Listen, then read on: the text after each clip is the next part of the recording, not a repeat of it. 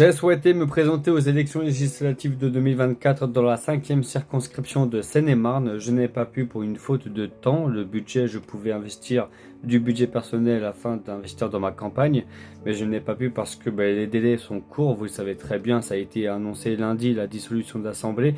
Moi, j'ai enchaîné mes nuits de boulot jusqu'à justement vendredi matin.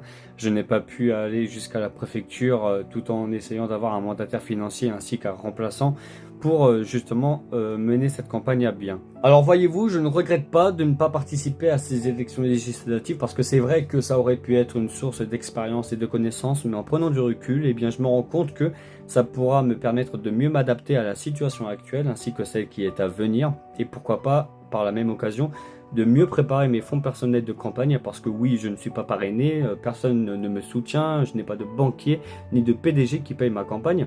Ce qui fait que ça me permettra de mieux préparer mes fonds de campagne pour les prochaines élections municipales ainsi que les prochaines élections législatives. Pourquoi pas? Parce que si vous ne le savez pas, l'Assemblée nationale peut être dissoute une seule fois par an. Donc s'il y a majorité du Rassemblement national dans cette Assemblée nationale et que Jordan Bardella devient Premier ministre et qu'il fait un mandat de merde, un mandat à chier, Emmanuel Macron a la possibilité de dissoudre l'Assemblée nationale en 2025, en 2026 ainsi qu'en 2027. Il le peut une seule fois par an s'il veut emmerder les Français ainsi que les politiques qui l'emmerdent. Et sachez que même si le Rassemblement national ainsi que le Front populaire ou tous les élus qui seront élus lors de ces élections législatives veulent mettre en place des lois ou des propositions de loi, ils seront bloqués par le Sénat.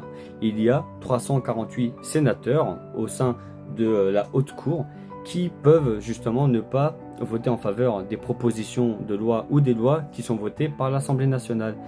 C'est pour ça que croire que le Rassemblement national ou le Front populaire vont sauver les Français, c'est un petit peu hypocrite et utopiste. Sur ce, je vous souhaite une très bonne journée, prenez soin de vous. Pour ceux qui souhaitent savoir qui se représente au niveau du Rassemblement national dans la 5e circonscription de Seine-et-Marne, c'est Philippe Fontana avec son remplaçant Fabien Vallée. Voilà, c'est tout ce que j'avais à vous dire. Prenez soin de vous et à très bientôt.